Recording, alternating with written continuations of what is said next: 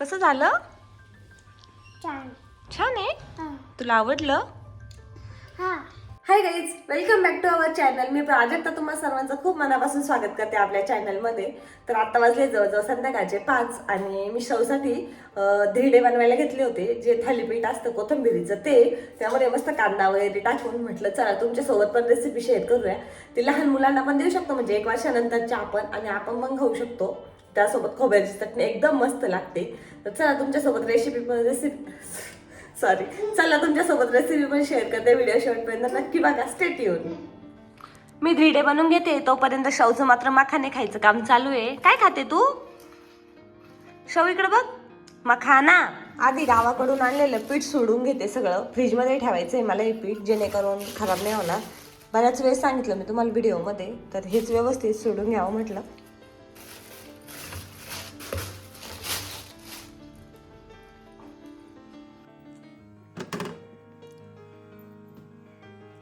Basic जी तयारी असते ती करून झाली. आता काय काय केली ती दाखवते आधी तुम्हाला. तर मी कोथिंबीर बारीक कट करून घेतली, त्यानंतर कांदा बारीक कट करून घेतला, गव्हाचं पीठ, त्यानंतर ज्वारीचं पीठ, बाजरीचं पीठ, बेसन पीठ पाहिजे असतं, आणि इकडं लसूण, हिरव्या मिरच्या, आणि मला मिक्सरमधून बारीक करून घ्यायचंय. थोडंसं पाणी घालून केलं तरी पण चालेल. तर चला आधी मी हे सगळं मिक्स करते, त्यानंतर पिठाचा उंडा मळते आणि नंतर तुम्हाला दाखवते.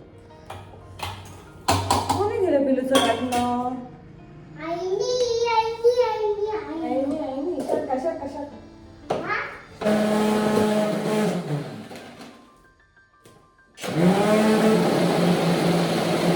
मसाला काढून घेतलाय बारीक. आता ही कोथिंबीर आहे ती स्वच्छ धुवून घ्यायची 2-3 पाण्याने, म्हणजे माती असेल ती निघून जाईल त्यावरची सगळी.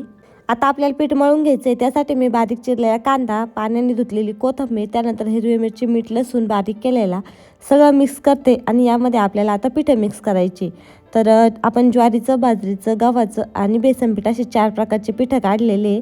त्यामध्ये आपल्याला फक्त बाजरीचं पीठ जास्त टाकायचं आहे, बाकी सगळं थोडं थोडंसं टाकायचं आहे. तर मी आधी बेसन टाकून घेतलं आहे, त्यानंतर ज्वारीचं पीठ टाकलं आहे थोडंसं, गव्हाचं पीठ थोडंसं, या दोन्ही पिठांपेक्षा जास्त टाकायचं. आणि सगळ्यात जास्त टाकायचं ते म्हणजे बाजरीचं पीठ, कारण की आपल्याला याला भाकरी टाईप करायचं आहे आणि बाजरीच्या पिठानेच खरी याची टेस्ट येते. तर मी भरपूर सारं बाजरीचं पीठ घातलं आहे. आता याला आधी मिक्स करते आणि छान उंडा मळून घेते. त्यानंतर तुम्हाला दाखवते कसा झाला आहे.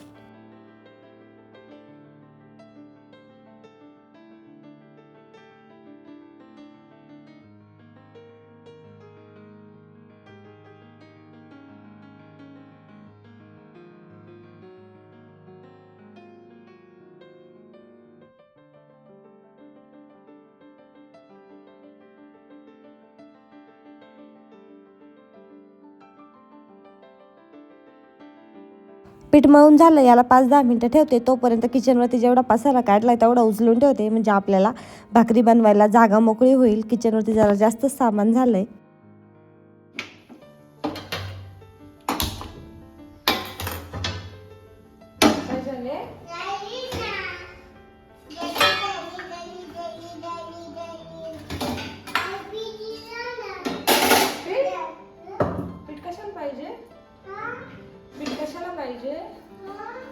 कशाला पाहिजे पीठ? भाकरीचे पीठ?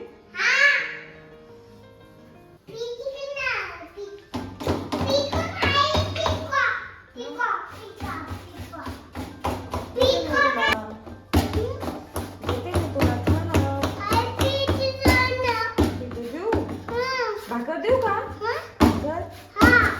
भाकर खायची?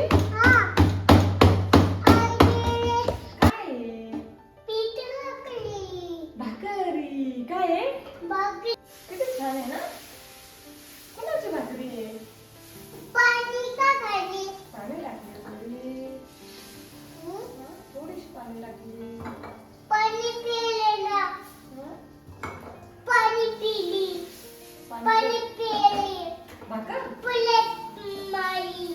काय झालं? जशी आपण भाकर बनवतो ना त्याच पद्धतीने एका बाजूने याला पाणी लावून घ्यायचं. फक्त खूप जास्त पातळ भाकर थापायची आणि त्यानंतर पाणी लावल्यावर त्यावरती तेल टाकायचं. दोन्ही बाजूनी छान भाजून घ्यायची. कमी गॅसवर जर भाजली ना तर खूप छान भाजते आणि एकदम कडक होते. आता याऐवजी तुम्ही डायरेक्ट वड्या पण बनवू शकता. त्या एकदा वाफळून घ्यायच्या आणि त्यानंतर त्यांना तळून घ्यायचं. तो पण एक ऑप्शन आहे, पण त्यामध्ये तेलाचं प्रमाण जरा जास्त होतं. त्यामुळं मग अशा भाकरी बनवल्या तर पटकन पण होतात आणि तेलाचं प्रमाण पण कमी राहतं, म्हणून मी भाकरीच बनवून घेत असते. तर आता या सगळ्यांसाठी बनवलेले आहे मी. आमच्या संध्याकाळच्या पण टायमिंगला होईल, कारण की आता जवळजवळ 5 वाजले. तर शौसाठी एक बनवणार आहे आणि बाकीच्या मग आमच्यासाठी संध्याकाळी सगळ्या बनवून घेणार आहे. कोणाचं धिरडं आहे? शाऊचं आहे बाळा. भाकरी आहे. भाकरी कोण खात असतं? पप्पा भाकरी खाता का? चपाती खात्या. चपाती भाकरी खातात पप्पा. पप्पा भाकरी पाहिजे असती का? आणि हे धिरडे कोणाचे मग? हे जे धिरडे केले आपण, हे कोणाचे आहेत? पप्पाच्या. तुला नाही खायचं का मग? पप्पाच्या आहे. शौला करू? काय करू शौला? भाकरी करू शौला. आणि धिरडे कोणाला केले? पिलूला केले. तुला धिरडे खायचे ना? आता हे बघ, इथं मस्त गरमागरम धिरडे झालेले. अरे तुरले ना. हे बघ, इथं मस्त गरमागरम धिरडे झालेले. हे कोण खाणार आहे? पिलू. श्राऊ धर. ताटा ताटा ताटा ताटा. नीट धरा, सरळ पडून जाई ना. कुणाचे? आणि त्याच्यासोबत काय खायचं? सॉस पाणी नाही, केचप. काय खायचं? केचप देऊ. मस्त धिरडे. काय छान आहे का? सॉस केली. कशा झाला? सॉस आणली? कुणी आणली? पप्पाने सॉस आणली. तू खाणार आहे का? कसं झालं? छान आहे. तुला आवडलं? अजून देऊ का मग तुला खायला? तर आज आम्ही चाललोय शौसाठी पायातले घ्यायला पैंजण. तर शौला घरीच ठेवणार तिच्या मामाजवळ. आम्ही जाणार आहेत 2 जण आणि यांच्या फ्रेंडच्या वाईफला पण काही सोनं घ्यायचंय. तर बघूयात काय काय होतंय आज. छुमछुम आणायला जाऊ का मी? मी तुला छुमछुम घेऊन येते. जाऊ द्या छुमछुम. माप द्या ना. मापाची छुमछुम येते ती द्या. ती छुमछुम द्या मापाची. मी तुला छुमछुम घेऊन येते. ओके. छुमछुम आणू का तुला? ठीक आहे. बऱ्याच दिवसापासून शाऊचं छुमछुम घ्यायचं मात्र पेंडिंग होतं, म्हणजेच पैंजण. पण आज मुहूर्त निघलाय. आता डीमार्टवरून आलो आणि त्यानंतर मी हा ब्लॉग शूट केलेला होता. म्हटलं चला आज तुमच्यासोबत शेअर करूया. काल काहीच करणं पॉसिबल झालं नाही. तर दोघंच निघालो होतो, त्यामुळे एकदम निवांत वातावरण होतं आणि शांत. आणि आमच्या मागं जे दिसतंय ना, तिथं पोवांचं पूर्ण झाडं आहेत. आणि आत्ता तेच चालू आहे की कुंभमेळ्यासाठी हे सगळे झाडं तोडायची आहेत. किती छान दिसत आहेत. नाशिककर असो किंवा नाशिकच्या बाहेरचे लोक असो, प्रत्येकाला असं वाटतंय की हे झाडं तोडले नाही पाहिजे. नाशिकची पूर्ण शोभा जाईल, कारण की त्या झाडामुळंच तपोवन हे वन होतं हे समजतंय. आणि ते जर तोडले तर मग थोडंसं मोकळं वाटेल. त्यासोबतच कुंभमेळ्याची भरपूर जोरदार तयारी चालू आहे. आता गोदापात्र पूर्ण रिकामं करून त्यामधलं जे गाळ माती आहे ना, ते सगळं काढायचं काम चालू आहे. त्यामुळे नदीमध्ये पाण्याचा अजिबात दिसत नाही कुठं. जे थोडंफार साचलेलं आहे तेवढंच पाणी आहे. आता संध्याकाळी आलो होतो आम्ही 6-6:30च्या दरम्यानला. त्यामुळं सगळीकडं गोदा आरतीची तयारी चालू होती. बरेचसे लोक आले होते आरती बघण्यासाठी, पूजा करण्यासाठी. तर इथं त्यामुळं भरपूर साऱ्या गाड्या लागलेल्या आहेत. आम्ही मात्र चाललो आहे PNGला. आधी PNGला बघूयात म्हटलं आणि त्यानंतर चंदू काकाला बघूया. तिला मोठं पैंजण आहे, तिला आता फक्त एक छोटंसं पैंजण घ्यायचं आहे. तर मग ते छोटं पैंजण घेण्यासाठी बघूयात. चांदीचे भाव पण भरपूर वाढलेले आहेत. तसं एक रिप्लेसला द्यायला आहे. ते जर रिप्लेसला देऊन तेवढ्यामध्ये आलं तर ठीक, नाही तर मग पैसे टाकून नवीन घेऊयात म्हटलं. तर चला पैंजण वगैरे घेऊन आलो आणि येताना आम्ही नाश्ता केला आहे. आता तिथं काही शूट केलं नाही, पण घरी जाऊन तुम्हाला मी पैंजण दाखवते कसं आणलं आहे.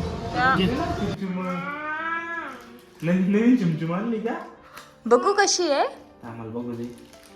तुला छुमछुम आणली का? अगं राणी, एवढे छुमछुमला किती 5,000 रुपये लागले. कांदी डबल झाली ना आई आता. हा ना, लय महाग झाली बाबा. अय्यो. कशी आहे रे?